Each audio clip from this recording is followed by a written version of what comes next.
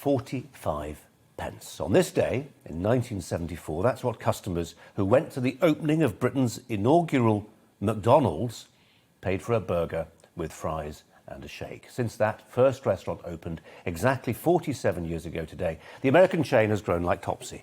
There are now more than 1,400 McDonald's, employing 130,000 people across the country. Is there any brand in Britain which excites stronger feelings? For many Britons, those golden arches make for a tawdry logo, shorthand for capitalism gone wrong, synonymous with unhealthy food, a byword for the exploitation of staff. So much so that when people sought a new way of describing precarious employment without prospects, the word they lit upon was McJob.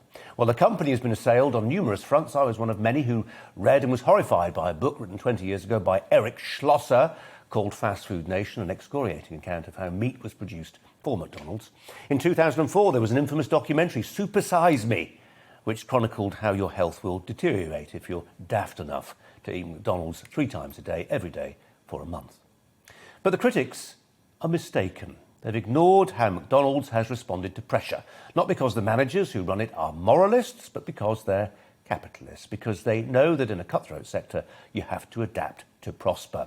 Right now, they're phasing out plastic toys. They're not afraid to experiment either. In Coventry, they're trialling McPlant, veggie burgers. Yum, yum.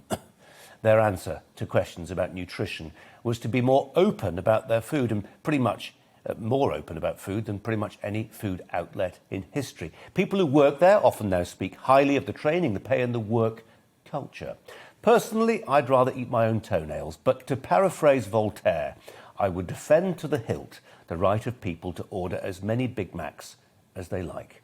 A lot of the company's critics ignore certain realities. If you're a single mum living in a tower block, there aren't many welcoming places you can take the kids to eat cheaply. How many restaurants in Britain how many of them is it possible to feed a family of 4 for less than 20 quid? For many younger people, especially in deprived communities, a McDonald's is an oasis. That will sound preposterous to some people, but not to anyone who's grown up in a part of Britain politely described as left behind. And the great trick of McDonald's is its broad appeal. My kids aren't underprivileged, but when my 18-year-old passed her driving test recently, what was the first thing she wanted to do? The first expression of freedom to go where she liked. You can guess it. She picked up a friend and drove straight to the nearest McDonald's drive-through. It's a new rite of passage, apparently. Well, as a company, its size makes it an easy target. In recent months, animal rights activists linked to Extinction Rebellion have been blockading some McDonald's production facilities.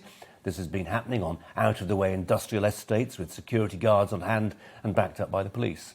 They've had some success in choking off the supply of burgers, but it's worth noting the activists are reluctant to take their anti-McDonald's message direct to the public, to the restaurants that have been serving meals in Britain for exactly 47 years. It's one thing to block the M25, but try gluing yourself to the counter of your nearest McDonald's and you'll quickly find that the great British public will not easily be parted from their very favourite fast food. That's tonight's Brazier Angle.